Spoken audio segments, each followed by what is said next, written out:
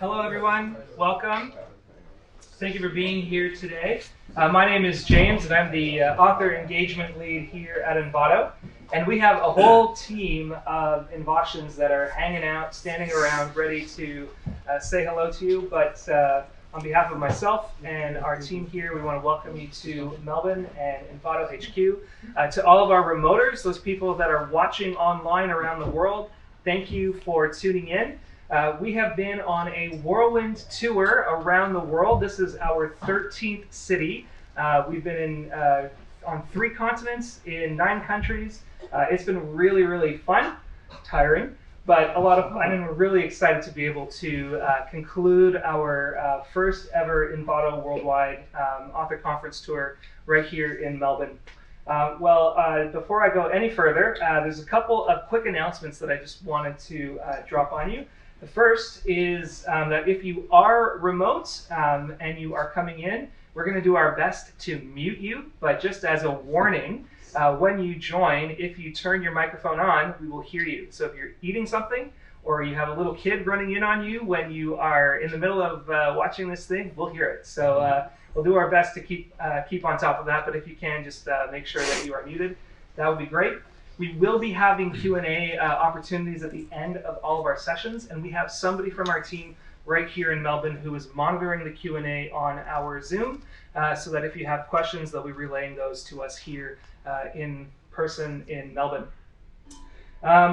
Today we have 2 presentations from 2 speakers. Very excited to have our speakers that are going to be here. We have Tim, who's Drone Shots, is going to be talking on video, which is awesome, and we have Antonio here who's going to be talking about audio and video games. Very, very exciting.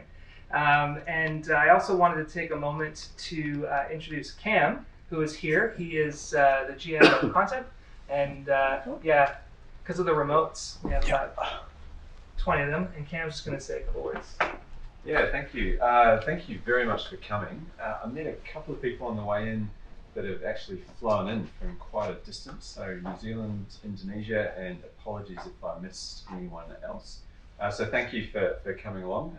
This is my 3rd of these, so I've been lucky enough to go to 3 and not every single one, like James has, but James loves this and does it very well, so I hope you'll enjoy today.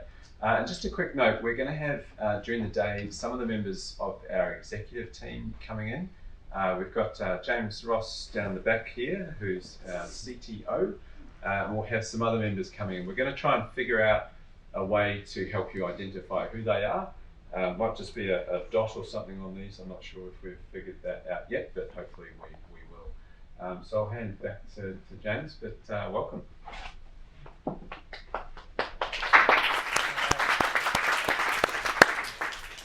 Well, we have had large and small groups of people coming out. We had over 300 in Kiev, which is our largest event that we've had so far, all the way down to 6 people that hung out with me in Montreal, a small little cafe. It was a lot of fun. Here we've got a good-sized group. We're very happy to have you here, and I know our speakers are very thankful that you have been willing to show up. So thank you for that. Today, or right now, I'm just going to introduce our first speaker. That's Tim McCartney. Tim is a videographer. He's based here in Melbourne and has been doing video for about 7 years. And he's going to be sharing some of his insights as a videographer and also all about living the Envato life. So without any further ado, come on up, Tim.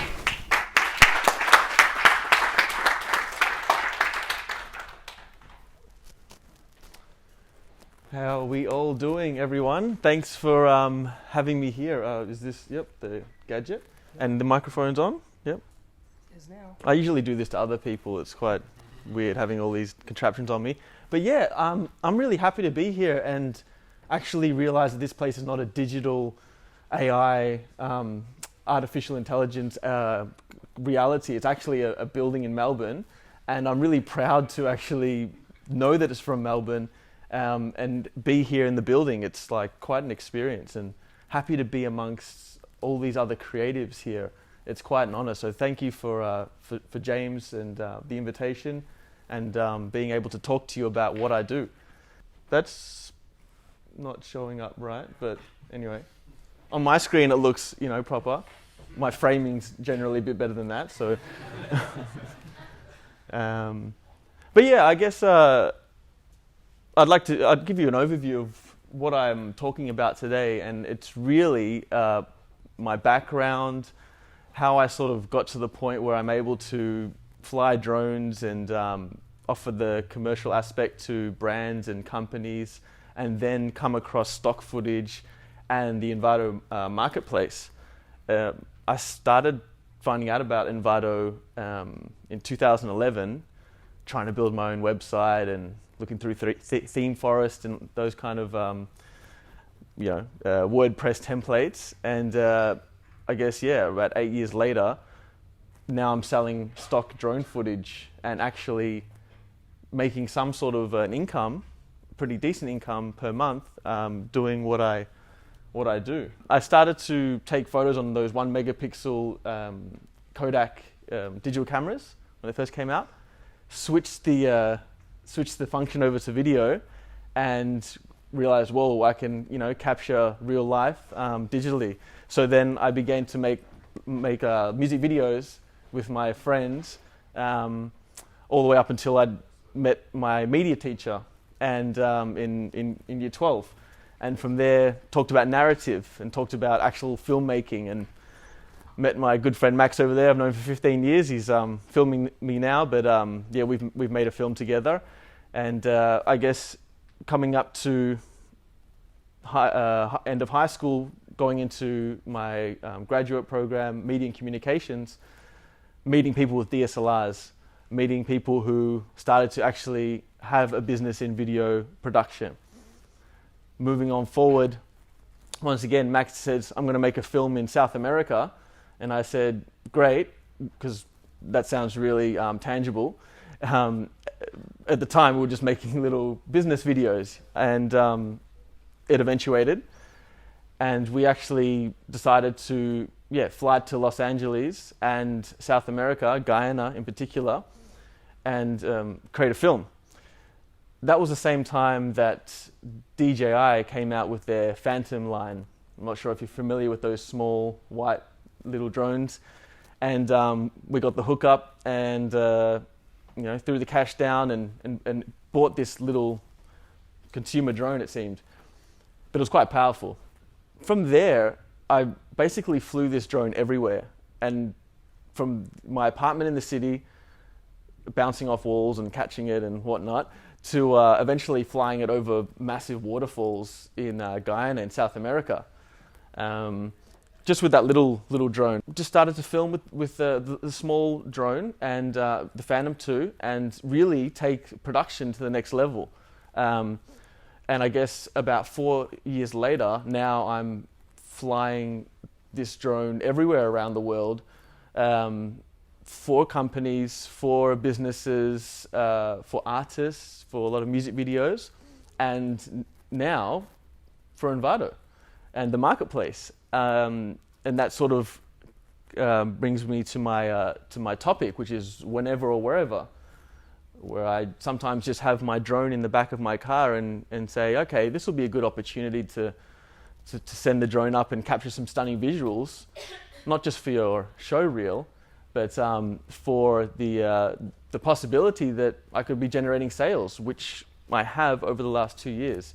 But we'll go into that a bit later on. I'd like to show you a bit more about sort of some of my creative process as well.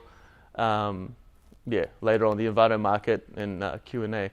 So I kind of explained my background a bit beforehand, but what I generally do is a lot of music videos, commercial, real estate, weddings, and tourism. And those topics really do relate to drone and aerial use, especially real estate and now weddings, of course. And I don't really do weddings too much anymore. There's just too much of a headache, some of us probably relate to that, Good. Tourism videos is really good for drones because you're generally in big spaces and you can, just fly it with no regulations or no one really worrying about regulations and stuff. Music videos are just the wow factor. Everyone loves a nice drone shot in a music video. Just sort of a little cheap shot there. But Yeah, it's been a good 10 years actually of professional video production. So it's been great. And with Envato, it's been since 2017. But I'll go into more about that. Yeah, that's just the drone that I operate at the moment, capturing some footage of the waterfall. And yeah, I should be sponsored by DJI. I've got so many of their products. I just, love it. And Apple.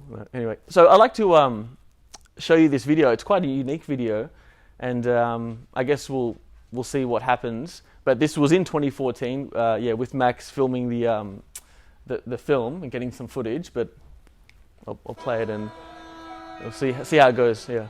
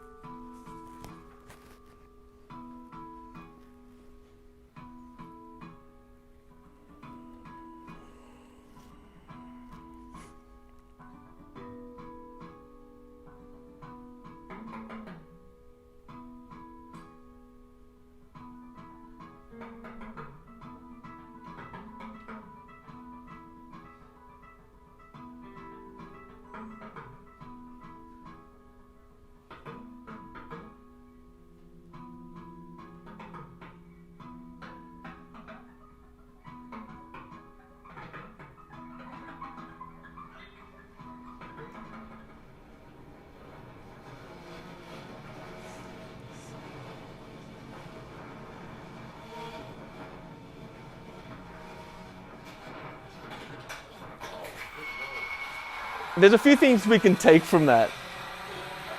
Is safety. Is thinking about the composition of your shots. People management. Negotiation.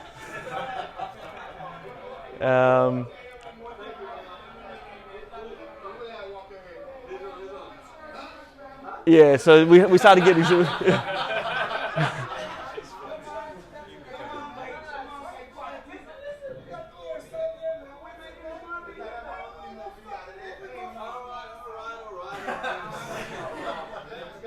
still the same shoes.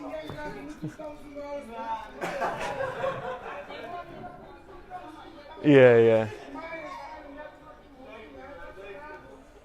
So yeah, it's not my most proudest moments, but of course a very reflective one, and it kind of just shows you that we all start from somewhere and end up somewhere else.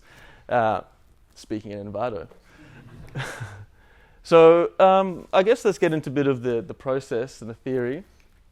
Filming with intention. So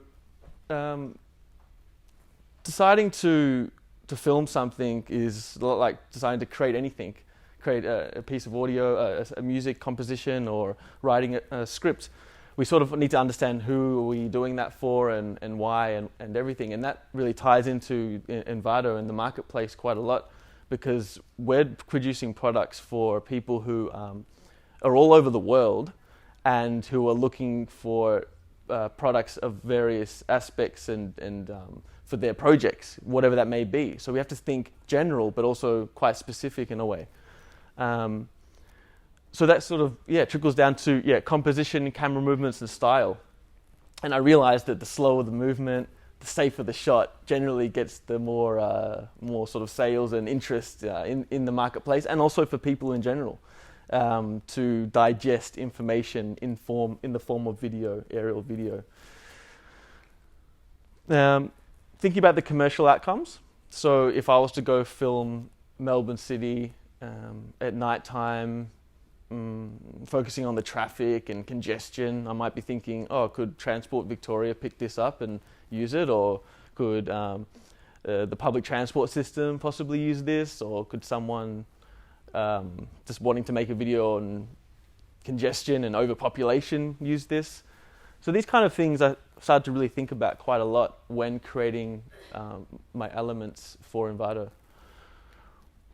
sort of the purpose of the shot continues on.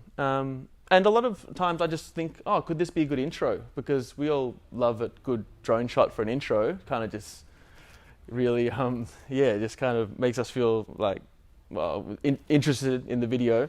So, and also the outro is great for credits. So that's why I think of quite a lot. I generally focus on nature, city, tourism aspects at the moment because I like to travel and I love nature. And you'll see some footage later on, but the drone really captured nice views of the jungles in South America that I traveled to, and really brought the world's attention to how beautiful the world is, and at the moment, and maybe we should be protecting it a bit more and things like that. So that's why I kind of like to do a bit of nature and that kind of thing. I'll just go through a few shots and just kind of explain to you about the reasoning behind why I decided to take this and also put it on the market, on Envato Market. So it's a bit jittery, but that's, I think, some lag situation. So yeah, this is just like a river in South America, I believe the Demerara River, and to me this could be an introduction shot. It's quite there's a lot of sort of space to use for maybe some text or things like that. And just going back to the purpose of why we're filming, and the movement and what it's for. So yeah, I wonder why it's playing back so slow. Anyway, yep, next one. This is a clip where I flew the drone at normal height, but I thought to myself how I don't know, I just filmed it. The light was nice, and this is actually my top selling clip on the marketplace. Yeah, and it's only in 1080p. So I guess it's a good point to make, less is more, and in terms of resolution, and what are people using this for? Could be an intro and outro. It'd be good to sort of start to learn those kind of insights and feedback. That'd be really good. But obviously, people have really liked this clip, and it's definitely paid for a few more sets of batteries for my drone. So that's always good. Okay, so now this is more of a cinematic style drone shot that I quite like, and it's not really as a wide conventional drone shot that you normally would see, but through use of a different lens on my drone, I can capture more of a narrow field of view. So we have Melbourne City looking quite nice, and it's quite nice to this could be for development videos, real estate, etc. This is an example where I think shows composition. So we have Flemington Racecourse, we have the Balti Bridge, Melbourne Star, and the CBD in the background, and then the Dandenong Ranges. So we get a lot out of one 15-second shot that has a lot of commercial viability on the marketplace, which is very important to think about when submitting your content. Yeah. I mean, this is boring. Really, it's a construction building, but what is it used for? Once again, what's the intention? It's the developers out there. It's the town planners. It could be, look, I should probably do a lot more research, but at least if we kind of understand who is purchasing our assets, then I think it's really good to sort of start to target and move into that. There's a few more, but I think this one, I called it like Transport Victoria, and it sold a good few times, and you can see that the traffic's moving and everyone's on the go, and it's that's pretty much it. And then some more city stuff. Just sort of getting the point across of what are we filming for, who's going to eventually buy this clip, and what uses are going to get out of them for their project. What value are we going to provide them? Yeah, some more. Yeah, energy conservation. I mean, look, I was overseas in San Francisco on a tourism trip. This wasn't part of the scope of tourism. It's more about energy conservation and whatnot. But I had some free time, so wherever, set up my drone, flew it up, and captured this. And with the intention of Envato, knowing, okay, I can definitely cut up a few of these clips, and hopefully some people would like to use this and also purchase it for their commercial projects. And then this was in 2014, so we managed to get some decent shots, not just those crashes and things. Yeah. The giant lilies out in Karanambu. So process. So for I guess I'm going back to this whole aerial videography thing. You need to sort of know how to fly, obviously, the rules and regulations. So let's just put that down. We need to know what we can do and what we can't do for stock video, right? Maybe amongst all other creative fields, what do we need to know in terms of licensing, copyright, and we obviously know these kind of rules. Once we get that out of the way, we can become who we want to be and be real creative with our ways. So opportunities, anytime, any day.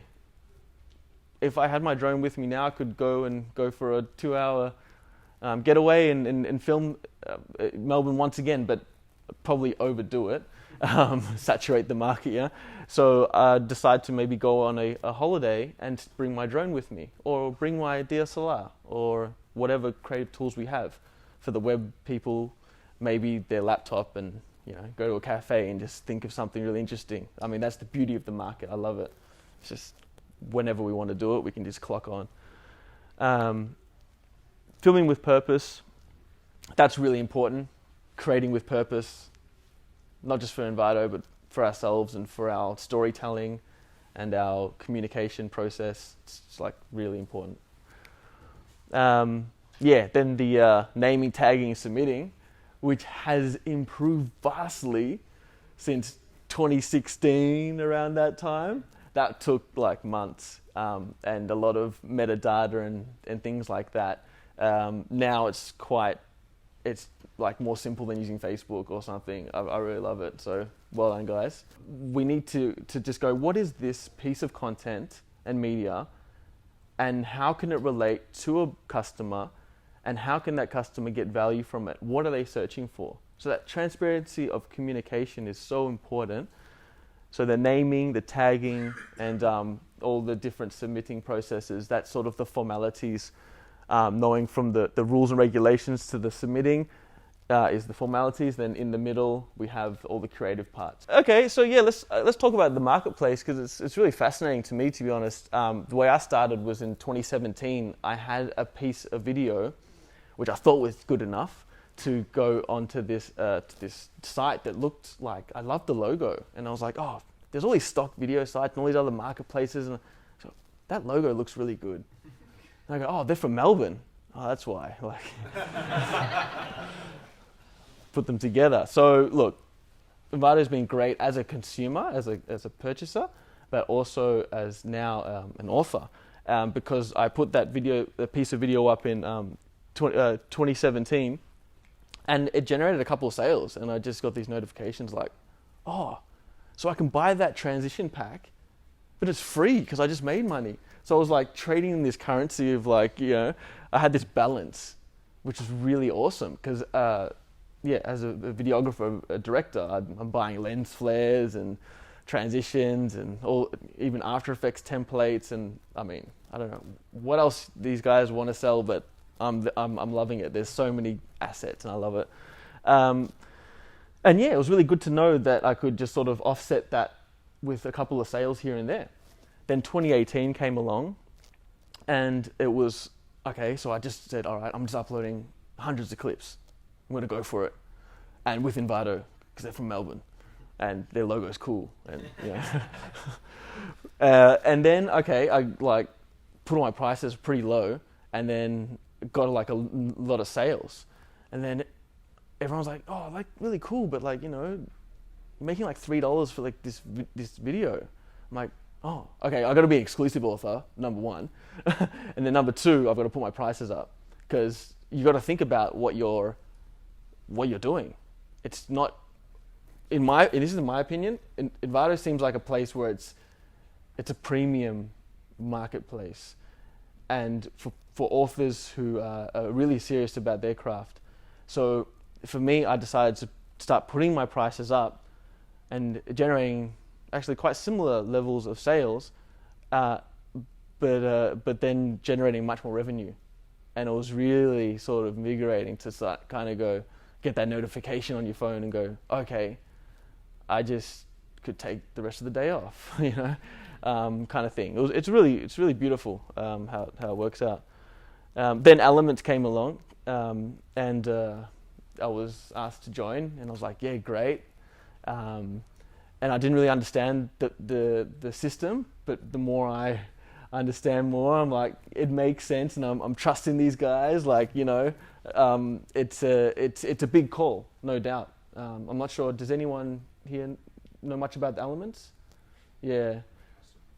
Oh, a customer of Elements? Okay, great. Yeah, okay. It's an amazing service. You can pay a subscription fee, and then you could get access to all of my whole portfolio. And if you want to make a film, I don't know about the licensing about that, but you could definitely do a lot with it. And it's like it's opening up the whole world to this ability to really have such a beautiful collection of assets and use them for creative purposes, whereas they might not have to in the first place. So Elements for me is working out as well. So yeah, it's a win-win once again. And the future, yeah, I'm just going to be definitely adding more and more clips and thinking about my shots more and more, and getting my friends involved. I'm always like, you got to sign up, you got to start selling your clips and doing this and that, because as creatives, it can get tough. The year looks like that, and then like that, and then, you know, it doesn't always work out. Like we really, you know, trying our best to work it out. And a place like Envato, I mean, it just like it takes a load off of that process and ability to live your dreams, really, creative dreams.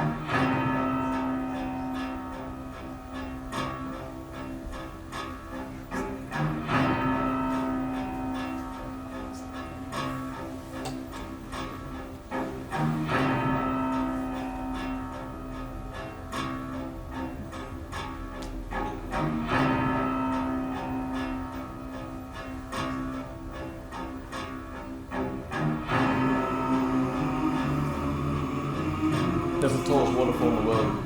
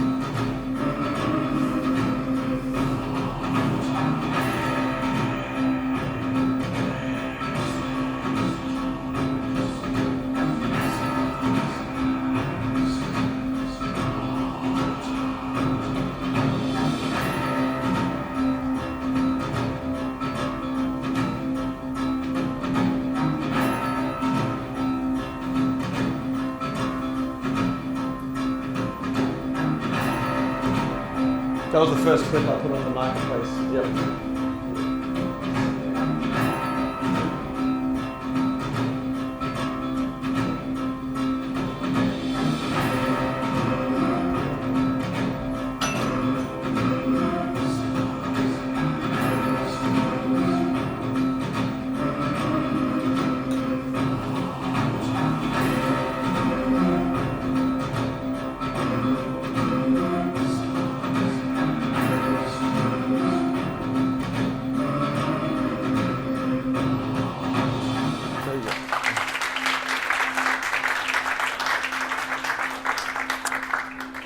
Thanks. Yeah, so that concludes the presentation. We have this interesting box here for question and answers. So a pretty good throw. Like if you can catch it, you can ask a question, and I'll answer it, whatever it may be. Would anyone have a question? Yeah. Nice easy throw. There you go. Nice. Thanks. So you're saying you're in South America and stuff, and I can see you're filming in a lot of places that have a lot of high altitude. Do you find that like when you're flying up there, that the high altitude affects like the lift you can generate and the amount of power you use? Yeah, definitely. Oh. Wind and velocity, wind direction. With the Phantom 2, like there was points where if the wind catches it, you're not getting your drone back. Oh wow, really? Yeah, unless just like swimming, you swim horizontally rather than against the current. So there's air currents, and this whole opened up my whole eyes to that. So definitely more battery use and energy consumption. Yeah. So like, did you find you had to like learn some aviation things? Yes, definitely. Oh, right. Oh yeah. So and where would you like learn that sort of thing? Like other drone sites, or did you actually go like pilot sites? And I've spoken to pilots before as well. Yeah, and really kind of just extinguish a lot of my anxieties about like what am I allowed to do up there and things like that. Yeah, it's aviation. Yeah. I mean, really, you're going into the sky, but a lot of different forums, videos, and also talking to the authorities a little bit. Yeah. Brilliant. Okay, I'll pass this back. Thanks. Oh, sorry. No worries. Got it. Yep. Cool. Thanks. Yeah, thanks for that. That's really, really good. I'm a photographer, so I've got used to having a drone next to me. Like if you're out and driving somewhere, and you have your digital SLR and a drone, and instead of having to look for a high point to get a shot of the fabric, you just blow the drone up, up, down. But I just haven't made use of the video function, which this is kind of enlightening. I'm really doing a lot of panoramas and photos. Oh, question is, for the photos, things where you have recognisable trademarks, people would be rejected. Usually, do you have the same problem with the video? Or I get rejected all the time from these guys. Yeah. like Melbourne Star, for example, I would imagine that would get rejected, but I'm not really sure. I think if you just filmed the Melbourne Star, it would. Too close. Yeah. It's Melbourne City. I mean, can you copyright the whole city? Not really. Yeah. I mean, I'm not 100% sure, 1,000% sure, but no, it's okay. Film it and send it in. Let them deal with that.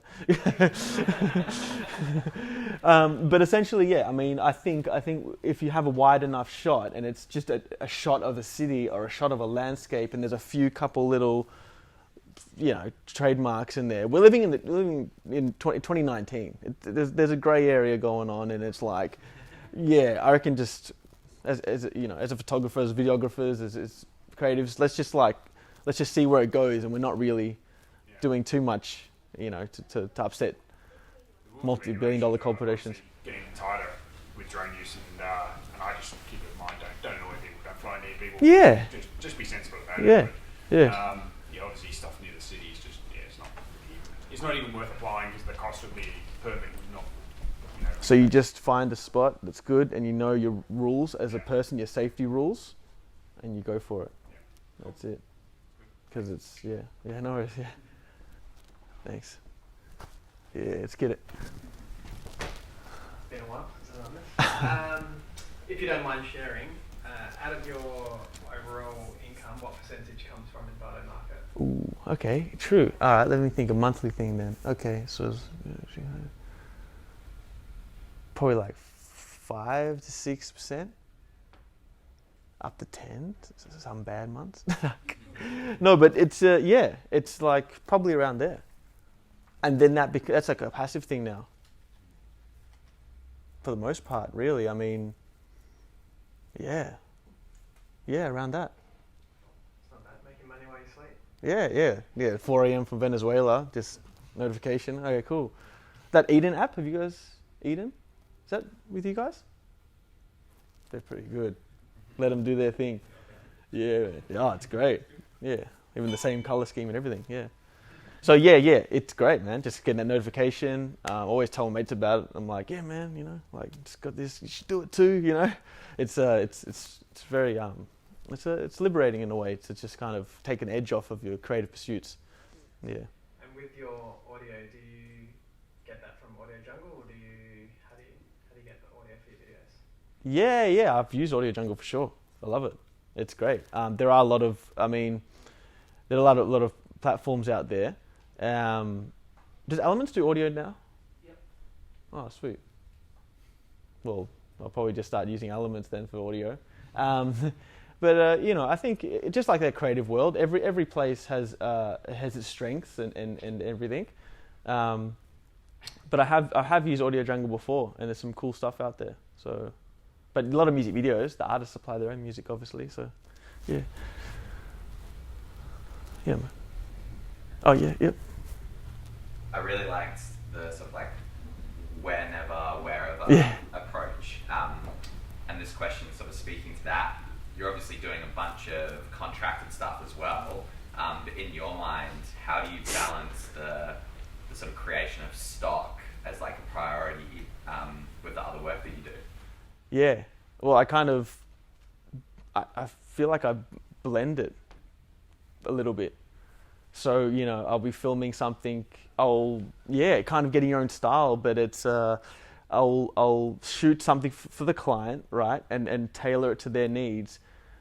But with the creative process, it's almost you take a wide angle, you can take a medium or a close-up. So you can take the close-up, which is the specifics of the client's needs, but then you can also get that medium and wide angle approach, which is great for stock, of conventional media like creation. So I guess to answer would be, I would definitely always prioritize a client, but I would also have a part of my mind thinking about the stock thing as well, because clients don't always pay what you're worth. So it's good to kind of have that option to be able to own your footage as well and know that it's yours. It's at the end of the day, it's kind of bringing the power back into us as creators and authors, and making us realize we are the ones who are making this multimedia, and we're selling it to a client who's effectively selling it to their audience. So what's wrong with us doing the same with our own content to Envato and the marketplace? Let it be free, yeah. Anyone else? There. Nice.